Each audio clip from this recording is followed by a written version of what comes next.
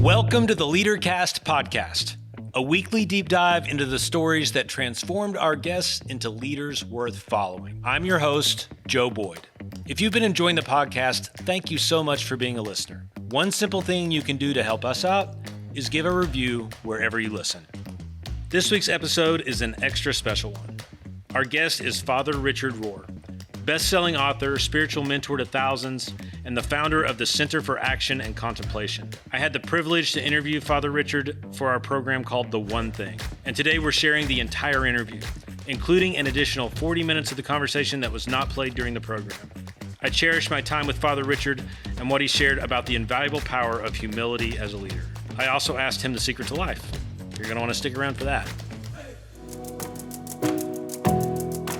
Welcome to the Center for Action and Contemplation in Albuquerque, New Mexico, and we are here with Father Richard Rohr.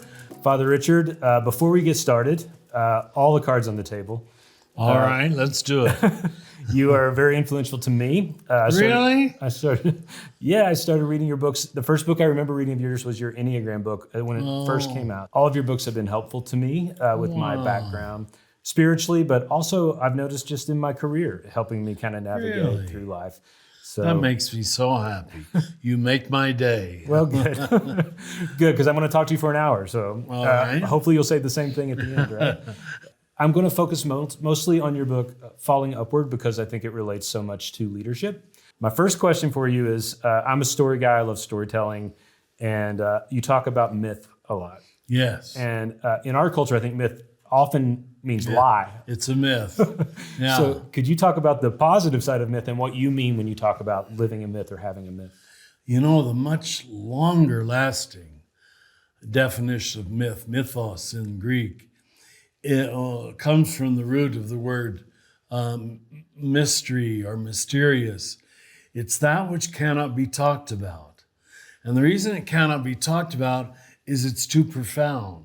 It can't be put into the left brain. And so it has to be communicated in the form usually of a parable or a story. And all great teachers in the Middle East and East understood that. In the West, we became rather literal and linear. And we wanted everything to be systematic philosophy, systematic theology. So we turned the meaning of myth around exactly the opposite. Instead of something that is always true or deeply true, it became a lie. Yeah, isn't that amazing? So that's a great place to start. Yeah. Because unless that's clarified, you're no way prepared to understand the great myths of history, like the Iliad and the Odyssey, or the parables of Jesus either. Is it fair to say that we all sort of live with our own myth, like in our mind, even though if we may not realize that? That's right. It's largely unconscious. It's held by our family, our culture, and we imbibe it with our mother's milk. It's our worldview. Now, like I have to say it, in our country, that's capitalism. Life is all quid pro quo. Buying and selling. You get what you deserve. If you sin or commit a crime, you deserve punishment. And when you move out of that quid pro quo world, basically Americans don't agree with you. And it's not their fault. Yeah. It's the way everything, and I mean everything, is shaped. Yeah. But it's unconscious. We just think that way, And we think because everybody else does, it must be true. I know you're familiar with Joseph Campbell's work and have looked into that. So if we think about the idea of we're all on a hero's or a heroine's journey, we're going to think about leadership in that regard. But could you just explain to folks that may not be familiar with that what that means to kind of feel like we're all on our own journey? You know what? I heard recently a good definition of wisdom, and it's people who are pattern recognizers, who recognize the patterns behind the daily anecdotes. And I think the reason it hit me, this was just last week, is I realized that might be my gift. Because I'm not an intellectual. I'm really not. Yeah. I got B's in school. But by the grace of God, I seem to recognize what keeps recurring as the pattern. And we call that in philosophy or theology the perennial tradition, or the indwelling Holy Spirit, if you want Christian language, that are the collective unconscious, if you want psychological language, or myth, if you want anthropological language. It's all the same thing. The patterns that keep recurring because they're perennial truth. And if something is true, well, it can't just be Catholic truth or American truth or Russian truth. If it's true, it's true. It's true everywhere. Yeah. And what wisdom teachers are and leaders are people who discover the truths that keep recurring. The one I usually use as an example is forgiveness. I don't care what religion you are, what age you are, what developmental level you're at, forgiveness works. Forgiveness heals. It just is true. And what's been amazing to me as a Catholic Christian is that a lot of non-Christians seem to know this better than Christians. Yeah. It's rather disappointing in a way that we didn't seem to learn some of Jesus' essential teachings. Yeah. So I don't know if I'm answering your question, though. Did I at all? I just want to think about people's life as their own journey a little bit, and the people seeing this. And you use the phrase second half of life in your book, Falling Upward. Two halves of life. Two halves of life. Could you talk a little bit about what that means to you to have two halves of life? Well, the term I got from the Swiss psychologist Carl Jung. And there's many other people who've spoken about stages of life into the modern period. But his I still find the most simple and the most clarifying. He says there's basically two. The first one, you're building let's call it your ego structure. I don't know if he uses that word. Freud would use that word, I guess. You're building your sense of self. You've got to have a few successes to do that. You can't just be defeated. You need it, especially in your early pre-teen years and teen years. When Jesus says it's better that you have a rock tied around your neck and you're thrown into the sea. If you defeat one of these little ones, that you can't be defeated early because you don't have the container. You don't have the ego structure to handle it. You think it's definitive when your father calls you stupid. Oh, I guess I'm stupid. That's what got me started on my men's work, because a lot of men have been called stupid by their fathers, and they spend the rest of their life trying to prove that's not true. So when you've spent too much time creating your ego structure, you think that's the only task there is. And this is our mania, if you'll allow me to call it that, for being rich, for being famous, for living in the right part of town, for driving a big car, for having a trophy wife. That's all first half of life stuff. It's not wrong, but it's not wisdom either. It's not going to work to finally satisfy the soul. Or your need for meaning. And that's, go ahead. It's not to interrupt, but that's almost everyone watching this is in the middle of, they work for a big corporation, they own their own company, they've advanced through their careers to a place where they are leaders now, and other people look up to them. So, I mean, it's very timely to this audience where many of us may be asking, what was it all for? And, or might feel like we're kind of trapped in a cycle of success. Very good. And no one is around telling us that that's what's happening. That the people who tell you that's happening are called elders. And we're a society with a lot of elderly people, but not a lot of elders. Because we have elderly people who are still living in the first half of life, still seeking ego affirmation, more money, more classy cars. And I'm not trying to be moralistic. I'm just saying, in terms of the soul, well, you've heard the definition the addicts give. When you want more and more of what isn't working. If your success was really satisfying your soul, you wouldn't need more of it all the time. You wouldn't need more climbing if you knew who you were at rung 3. Now that's the point of the spiritual journey. And why, I might add, your great spiritual teachers, you could pick out any of them, the Iliad and the Odyssey, Gandhi, they always leave home. Jesus, they always leave home. You've got to leave your normal definition of success given to you by your family and your town. So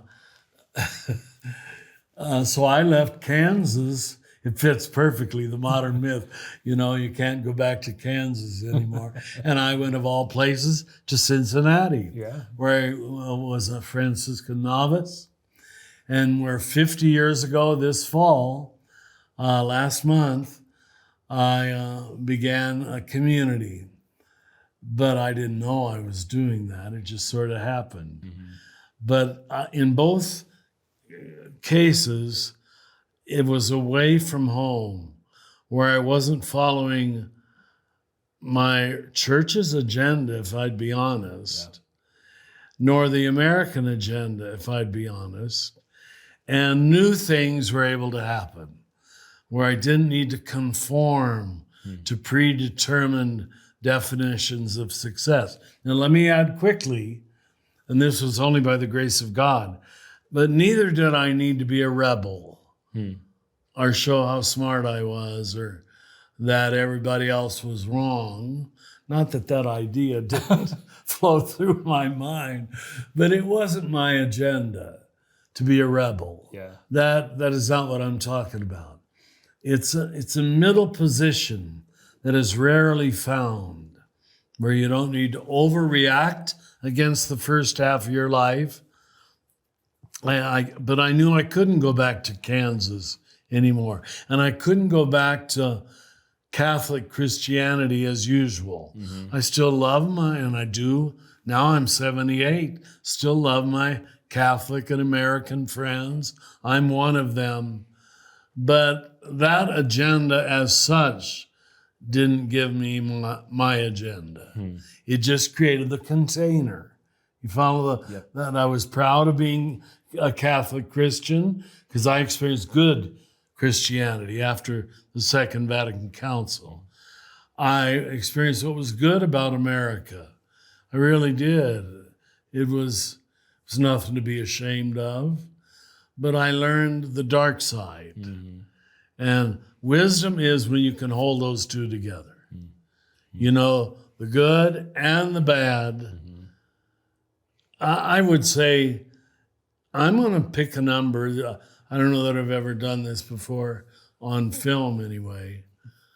I think it's less than 3% who know how good something is and how bad something is at the same time, and don't feel a need to leave it or reform it before I can grant my signature to it.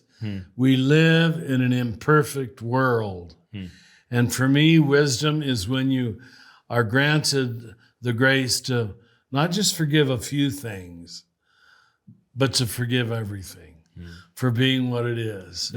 And I mean, your children, your marriage, Anderson Township, I know some of you are from there, the Catholic Church, the Franciscans in my case, it all needs forgiveness. And then you stop being superior or rebellious.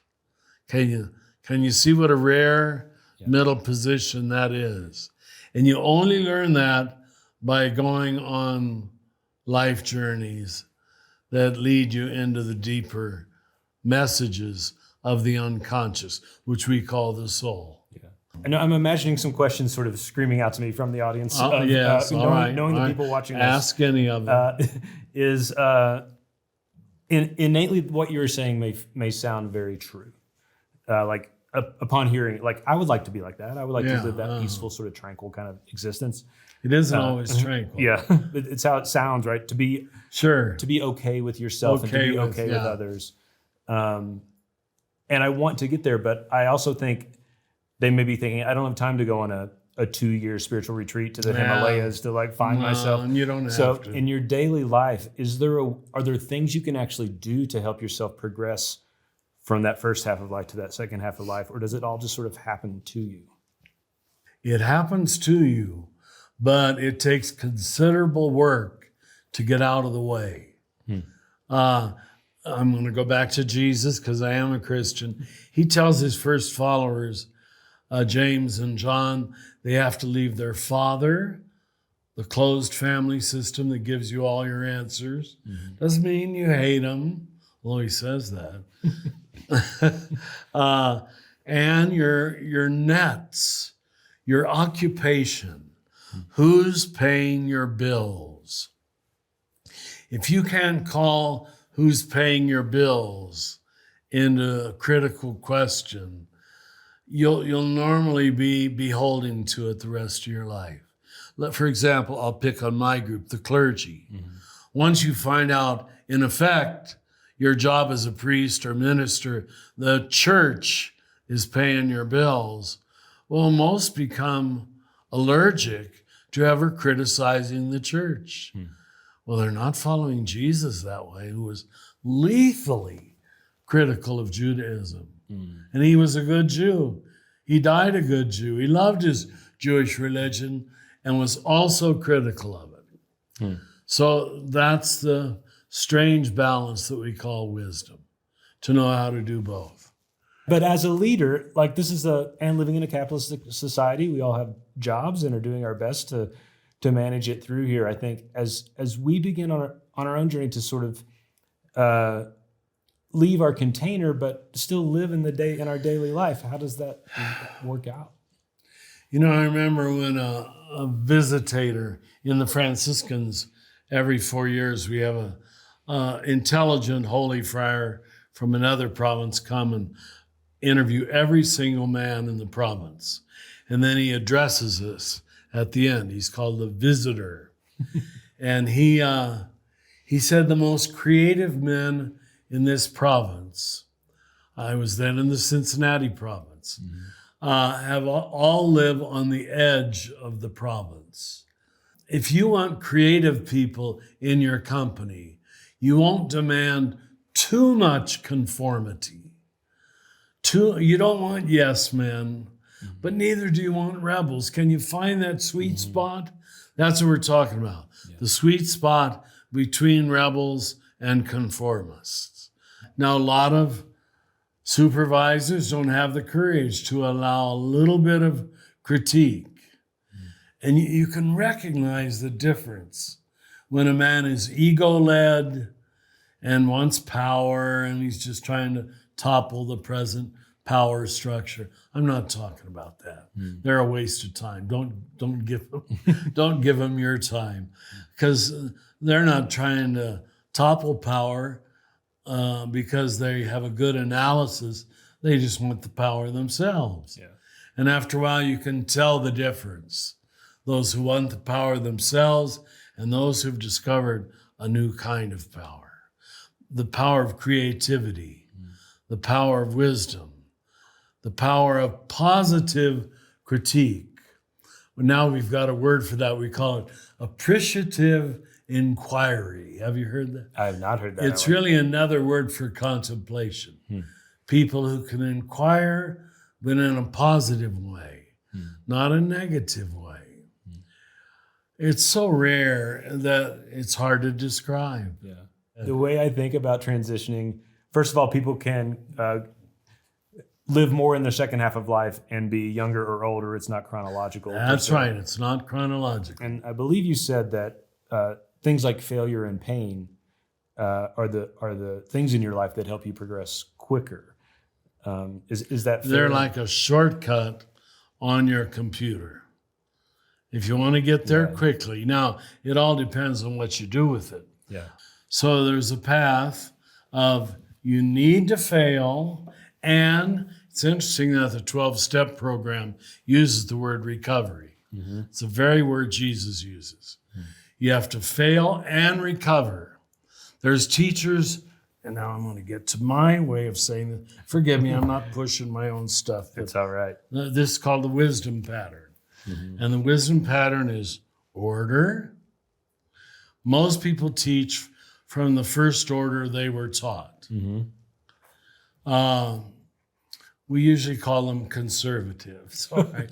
Which is fine. Yeah. It's a nice way to start. But you're not a wisdom teacher yet. Now, young rebels teach from the second, which is they've discovered the cracks in the armor. Mm. What's wrong about America? What's wrong about Christianity? What's wrong about men? What's wrong about gay people? It's always, they think they're geniuses because they discovered what's wrong, always about someone else, all right? Now those just stay in the second box of disorder. Eternal critique. That's most of our young world today. Mm-hmm. It's very hard to work with some millennials, not mine here. They're wonderful. But well, as a Gen Xer, it was my 20s as well. Yeah. And it's exhausting. It's exhausting after a while. Mm. You say these people are not going to do anything for anybody except keep stirring the pot of disorder. She's wrong. He's to blame. They're sinners. They're outside. They aren't right. They're heretics. I've been called a heretic my whole life. And yet, believe it or not, I'm still in very good standing. People who talk from order, they don't have much to say because it's not critical analysis. People who talk just from disorder, all they do is critically analyze. Mm-hmm. And you get tired of it after a while. They're all in their heads, is the way you'd say it. Mm-hmm. And they're negative. What we want to look for is people in the third box who have fallen and recovered. I call that reorder. Then you can strengthen the brothers and the sisters. Mm. Do you see the wisdom in that? Mm. Then you have something to say. Then you're a leader. But if you haven't gone through at least one major crisis, that I'm going to say it as strong as I can, that defeats your natural egocentricity. In Hinduism, this was all written up several thousand years before Christ in a classic text called the Bhagavad Gita. Mm-hmm. I know Christians think they're not supposed to read it, but it's eternal wisdom.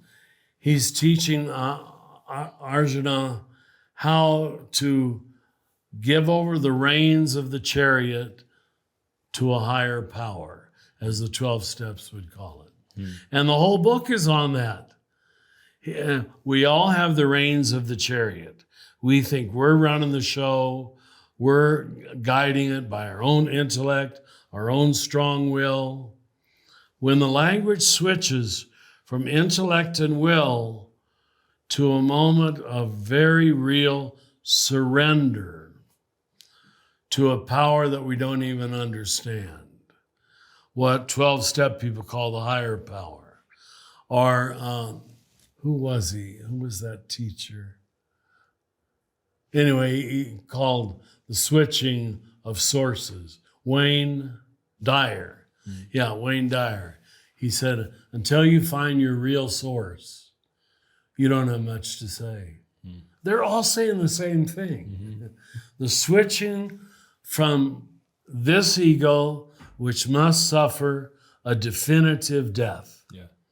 And then when you recover from that and you know what your source really is, now you've got something to say because you're out of the way. With all light of what we've said, is you would imagine if you're giving advice to a younger person who's trying to decide if they want to follow someone, What do you think is that one thing that you look for in a leader that makes them trustworthy? Well, it might seem overly simple and maybe too Franciscan, but I don't think so. I'm going to name it humility. When you've encountered the great mystery, call it God, call it the mystery, the truth, whatever, you're always humble. You're always humble because you know that you don't know. The most you touched upon was a part. And you're humbled by that encounter, that the rest of your life will still be discovery. And such people are curious. They don't have answers, they have questions. And I mean that. I'm not trying to be clever. The smart people I've taught, spiritually smart, always have questions. The stupid people I've tried to teach always have answers. And they're too quick answers. And what we did wrong in seminaries, Catholic and Protestant, was give young men, usually women now, the impression that they had to have answers, that they had a right to absolute answers so they could look smart and in charge. You'll be humble and you'll know that life is a journey and you're on it too, and you're an accompaniment to people on that journey. You're a guide, you hope, but I haven't died definitively yet. So I don't know about what's on the other side. And we ministers have talked as if we do. I believe in the promises of Jesus in my case, but even that's a leap of faith. And if we'd be a little more honest about that, I think we'd talk with people humbly, inviting them. So when you don't see humility, and the giveaway of that is, can they accept criticism? And I'll be honest, I've been the head of organizations most of my life now. I got started early with New Jerusalem. I was 28 when New Jerusalem started in Cincinnati. And I didn't know what I was doing, so I had to hand it over to God and let God teach me how to teach them. But if not for that, I think I would have really relied upon my own intelligence, would have relied upon my own willpower. It wouldn't have been the language of handing over. Wouldn't have been the language of surrender or trust. You know, one of the most unfortunate things we did in our interpretation of Christianity is we let the word faith mean being certain. It's exactly the opposite. Where you're not certain, that's what faith means. I don't need to know even. I know enough to not need to know everything. Those are the people who know, ironically. And they're the good teachers. They'll invite you to accompany them on this unfolding journey. And at the end of their life, they'll still be discovering. They'll still be uncovering. They won't be trying to get you to join their team, the Catholic team, the Methodist team, the evangelical team. That's first half of life talk. And it's fine. It's necessary even. But don't stay there too long, or you never get to the big questions. Let me tell you, the people who are speaking some of the greatest wisdom today are hospice workers. They're just amazing wherever I go. They didn't go to a seminary. They went to the seminary of life and death. And they accompanied people at that hour, and that became their teaching. They're brilliant about what is and what matters and what lasts. We need a new kind of seminary. We call our school here a living school. And ironically, the living school, like our initiation rites, which I started 30 some years ago, teach for young men, teach you how to die.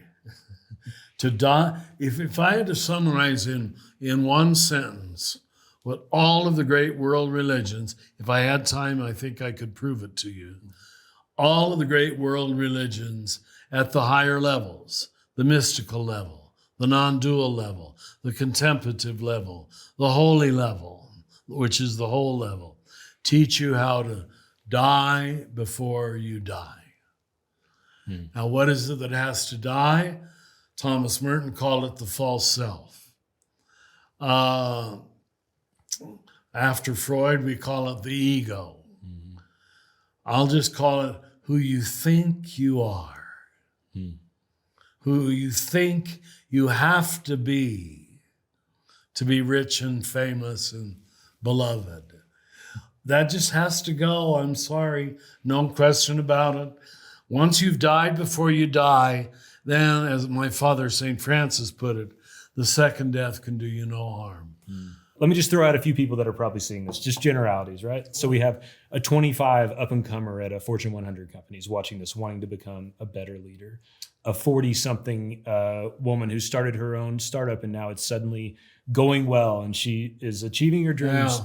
Yeah. Or someone in their late 50s who's asking, I feel like I got one more run in me, really solid 10-year run with my career. Is this what I want to be doing?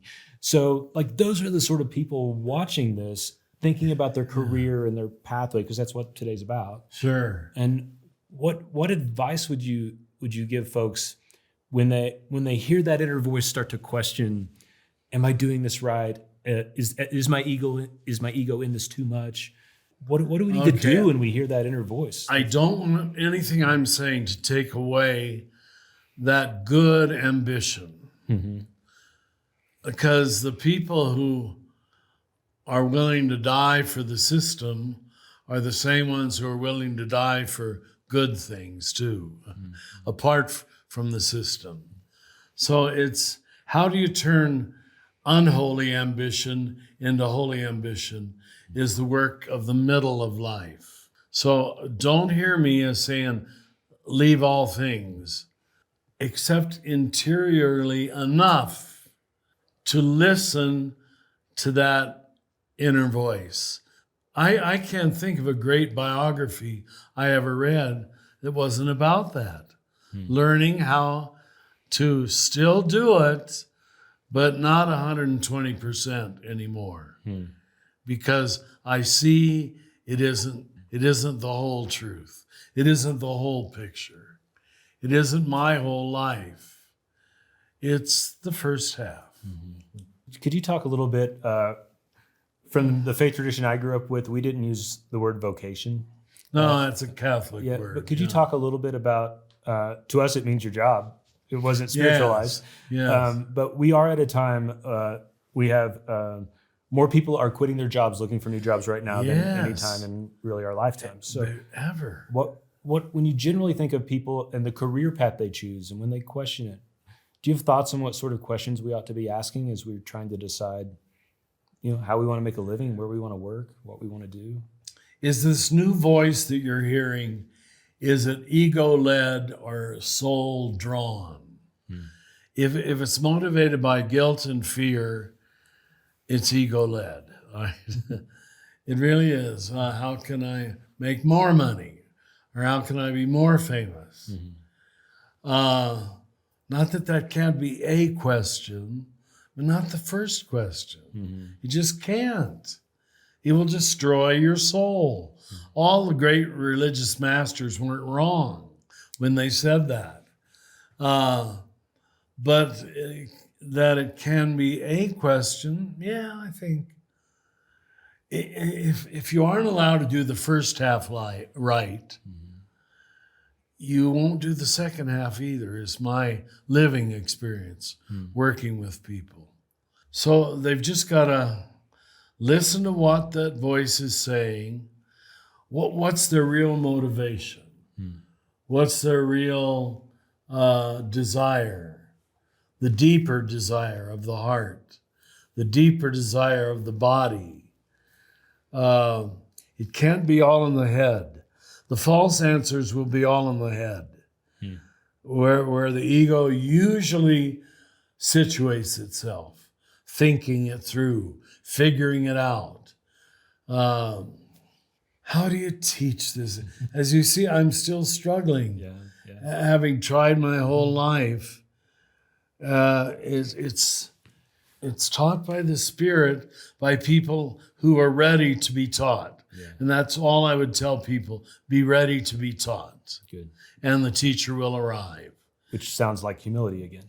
There you go. There you go. Yeah.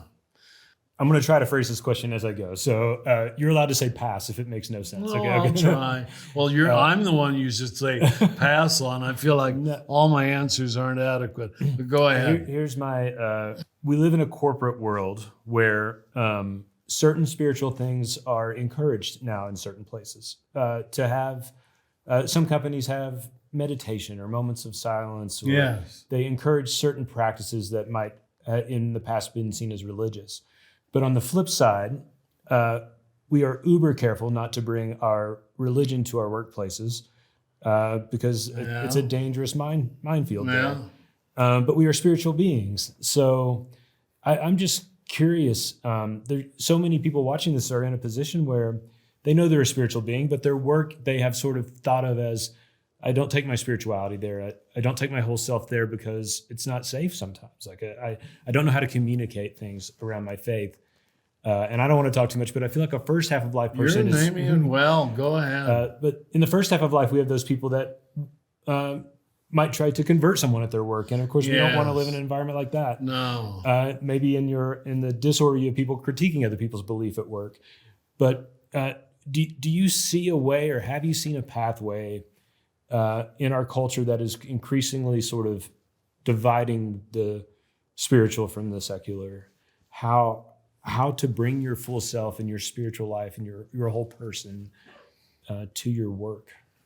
You know, I come back, forgive me, although don't forgive me, to humility again. I think we're paying the price for several decades of immense Christian arrogance. And so now people can't even hear the word God. I mean, this is even true here, where you think, oh, aren't they all beyond that? We don't use the word God in some cases because we know we'll offend some people. And it's invaded the whole culture because some people overuse the word God. Karl Rahner, who was a German Jesuit, one of my major teachers, a real brilliant theologian, he said back in the early 60s, that he recommended we stop using the word God, Gott in his German, for at least 50 years. We're almost there right now. And he says, because no one knows what they mean by that word. They don't, let's be honest. You know, I'm a clergyman. I don't know what I mean by God. I believe in a God, but what is the God I believe in?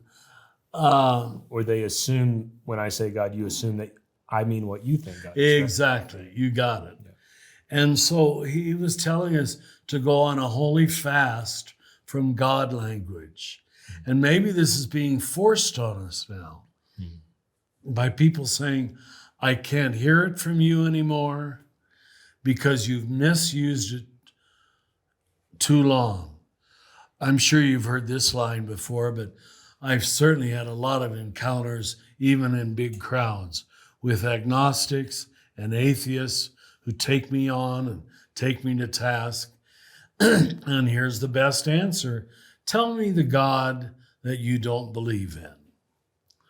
And always, at least in my lived experience up to now, after they finished describing this monster who tortures people for all eternity, who's making a list and checking it twice and sounds more like Santa Claus than God, I say, brother, I don't believe in that God either. And they don't know what to do with that. What you're throwing out, I threw out 30 years ago. And thank God you got the courage to do it. But you might be living in faith for the first time. Faith is the balancing of knowing with not knowing. Knowing just enough to not need to know everything, because someone does know, and the someone who knows is good and believes I'm good. Now, I was given that awareness as a rather young man. That's probably the reason I became a Franciscan. A lot of people weren't given that awareness at least a convicting level. Yeah. When you're in a moment of doubt or failure, yes, the world's crashing in, yes. What questions ought you to be asking yourself? What do I really believe in? What really matters? And that's what lasts. Now, what Paul says in Corinthians is only 3 things last. You know what they are: faith, hope, and love.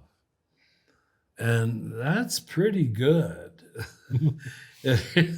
At the end, you are what you have given your life for in one of those 3 or all of those 3 categories. Nothing else lasts. What you've hated doesn't last. It's death.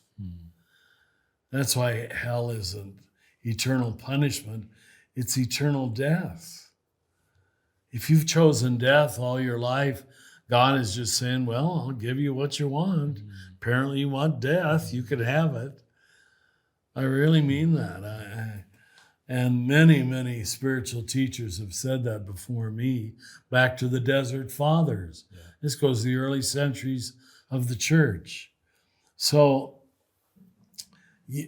without suffering, you don't do that. You won't ask what really matters and what really lasts.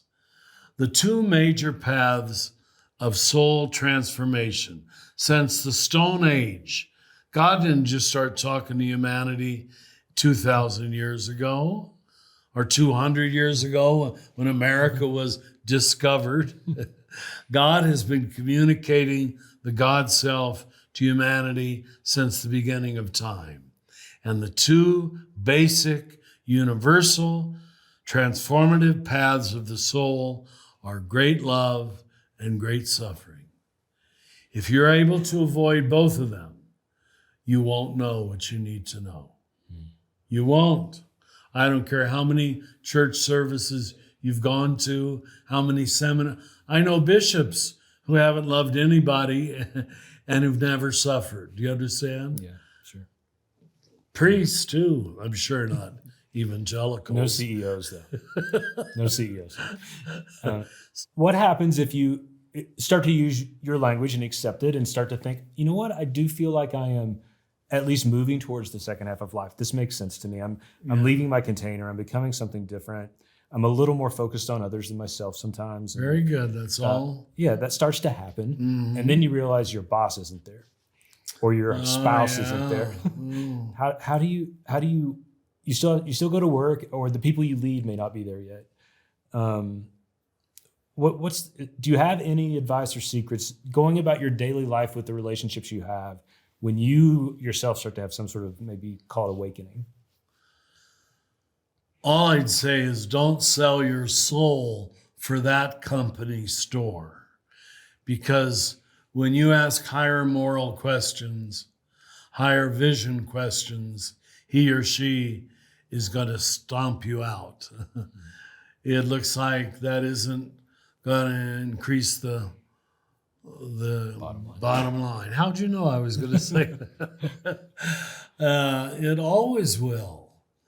But, a lot of our Catholic saints have said in various ways, the main cross that they were crucified on was the cross of the church itself. That the church was its great punisher. Joan of Arc burned at the stake by the church, is the classic image of that. It's the people you're working with who are very often your greatest trials. Did you watch that show Awakenings that Robin Williams and Robert De Niro were in? Mm-hmm. I just watched it last night on Netflix. And, this humble doctor, played by Robin Williams, he's breaking all the rules of doctoring. And it's the doctors who fight him every step of the way, even though the living proof is in front of them, these radically healed people of this new medicine. Now, admittedly, it doesn't last, but they will not believe their own eyes. All I could think of was the gospel. Jesus healing people right and left, but you didn't do it inside our system.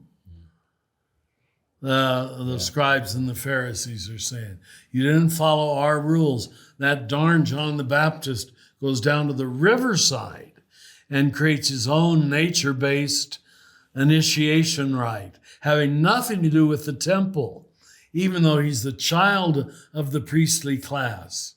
You could see why the priests hate John the Baptist. Yeah, it's always the people who live. Well, the phrase I use here is this: you have to live on the edge of the inside to be creative and to ask new questions. If you're too far outside, you're going to fight your boss too much. If you're too much of a conformist, you'll offer nothing new to your company. And a good boss will recognize that. Now, a bad boss, he just wants conformists. So you got to ask yourself, what do you want? Do you want a bigger paycheck, or do you want to be a creative truth speaker? That's the questions you should be asking in your 40s and 50s. Before I ask this, you don't need to be humble at all. Oh, good. So just let it fly. Comes much more naturally, not needing to be humble. Let it fly. You know those old proverbs, and I think they're in a couple different religions, where the young seeker climbs the mountain to find the wise aged, the wise man, and asks, what is the meaning of life? What is the secret of life? I basically would like to do that. So if you had 1 minute to tell the world from your experience, and feel free to repeat anything you said today. But as an elder, which we don't have many right now, what do you feel like is the meaning? Why are we here? The origin and the engine and the goal is love. Anything that's leading you away from love, critical thinking or exposing the cancel culture, we call it now. What we used to call excommunication now is called canceling. It's the same old stupid game. And people who don't think right can be eliminated. So if you know the origin of the holy energy is love, the engine that keeps it moving is love, and the goal toward which you're moving is love, you're indestructible. But you just got to keep reminding yourself of that, especially when people attack you and speak evil of you and call you bad words and names. And it's so easy to want to hate and fight back and defend your innocent little self. One of the staff here told me you've got to note the difference between intention and impact. And I always thought, because, my intentions are good. I always mean well. But Richard, what was the impact when you said that? And the impact was people felt disrespected or unloved. I got to swallow my pride in moments like that. And maybe I didn't intend it, but that's what happened. So we are back to humility again. But humility, more than anything else, will keep you on the path of love. So I'm going to repeat it one more time.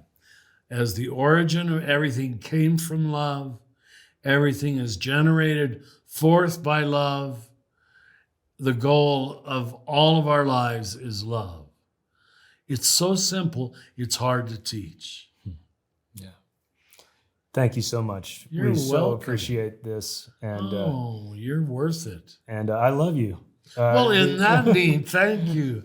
I feel loved. You have been, I always said you were a teacher from afar, and I am so grateful to be able to say that now And you we can got just to be a teacher. meet today. Yeah. You're Thank you so beautiful, much. Joe. God bless you, brother. Thank you, thank you, thank you.